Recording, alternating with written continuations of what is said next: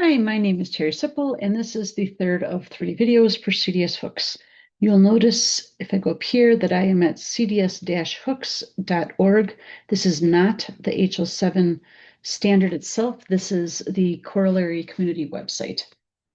So if we take a look at this web page, along the left-hand side is a table of contents. We have an overview. We have a specification, which goes off to the HL7 website, which we've already looked at and will not return to. We have a list of hooks, which is also at the HL7 website. We're going to talk through a quick start guide for developing a CDS service. There's a cheat sheet. There's implementation best practices. This is a handy web page. There's security concerns. There's an example. There's some discussions about community and ways to get involved and things you can go look at. And then the logo use of the CDS Hooks logo itself, which interestingly is not owned by HL7. So if I come back up to the top, overview, that's this page, you'll notice that the first thing it does is it points you and says, you want to look at the standard, go back to the HL7 website. It talks about what a hook is and the fact that it's synchronous workflow. It talks about how to launch a Smart on Fire user application. It talks about the three main CDS hooks which have been implemented to date, which are patient view, order select, and order sign. These were identified in the 21st Century Cures Act for the United States. And down here, you've seen this picture before, and it talks about how over here on the left-hand side in the EHR as a client, we're going to go ahead and we're going to do an HTTPS post, including information like prefetch and context, and maybe some FHIR authorization information, and send that to a CDS service. The CDS service has the option, if given the information, that it can go off and it can do FHIR queries. Maybe it's not even to an EHR, maybe it's to a proteomics FHIR server or genetics or pathology, because the information from these servers were all put into a PDF when they were sent back to the EHR. And so they're not really accessible in the EHR FHIR server, or maybe it's a different institution. So it's a health information exchange. For the state of Maryland, CRISPR, for example. In any case, the CDS service, if given the permission, can go off and do more queries to a FHIR server. It goes back to the service, and it goes back in the form of a card. There are three standard types of cards: information, suggestion, and Smart on FHIR. The other thing that this web page has is it has a link to the sandbox. So if you're creating a CDS service, there's a sandbox at this URL where you can function triggering your CDS hook and calling the URL that you specify for your CDS service. And it can be handy.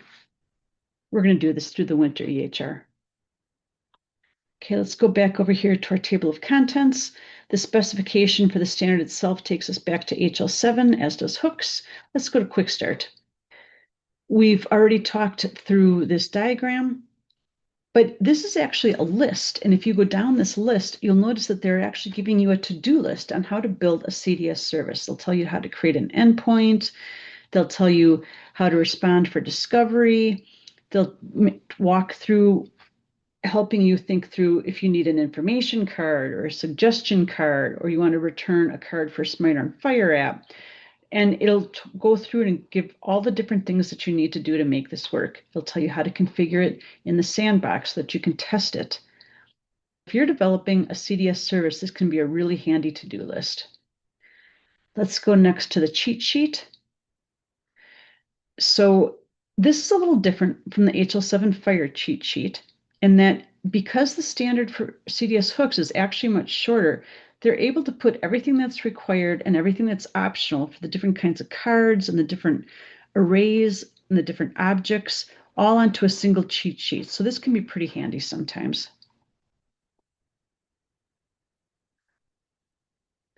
This is probably arguably the most useful page on this website, and this is implementation best practices.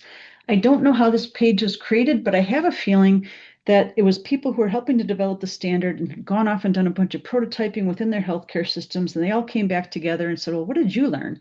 Let's develop a lessons learned page so the people going forward don't need to go through this themselves. So we have a section on CDS service developers, and the first thing they say is the CDS services, the cards must be returned fast. And you're going to notice this theme over and over on this page.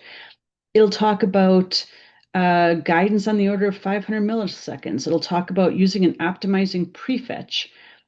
It will go through and it will talk about, making use of date search parameters and other ways to minimize the amount of data returned, including the include feature as well as reverse include, to minimize the number of queries, because that again will increase performance.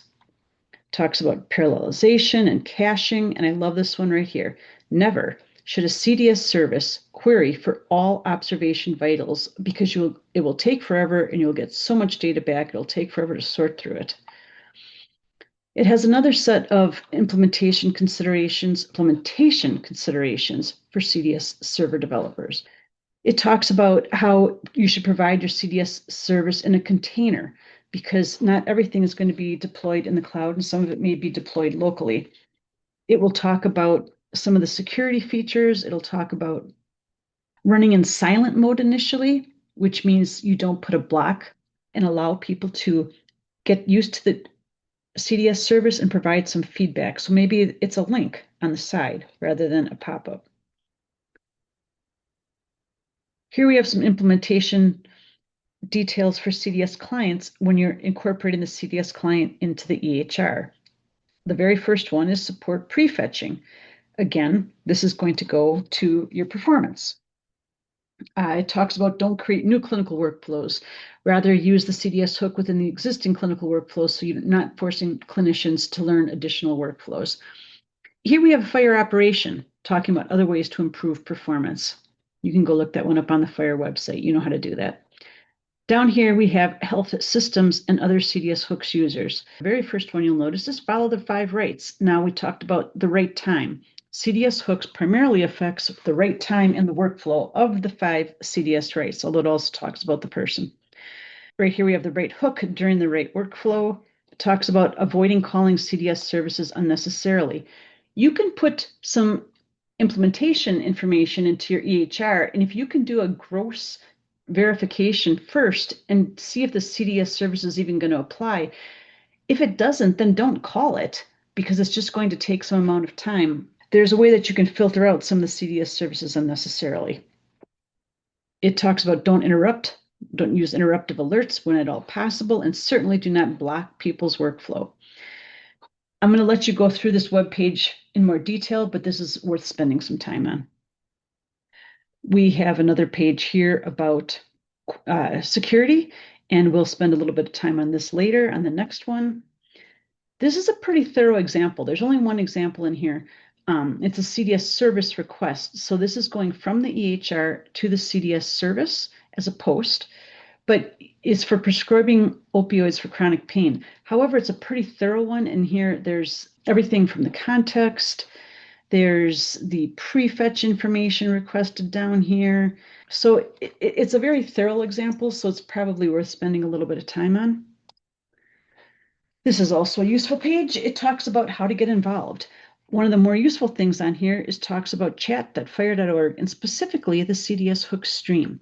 It talks about other code and documentation, which is available on GitHub, and other ways you can do some testing. We're going to come back to this in just a minute. And then finally, there's the logo use. Here's the CDS logo. It is actually owned by Children's Hospital in Boston. Here's the policy and the guidelines on using this particular logo. Let's go back to community for a second. I'm going to go ahead and I'm going to click on chat.phir.org. I'm going to scroll on the left-hand side down to CDS hooks. Now you can see from when I'm creating this video that this was just, there's things being entered a couple of days ago. And you see that there's people like Lloyd McKenzie and other people who respond to this that are really, well known within the community. I'm going to come up here to search, and I'm going to search the CDS hooks channel. And I remember seeing something about access tokens. So I'm going to type in access token because I have a question about access token and I want to see if it was asked previously. I'm going to hit return.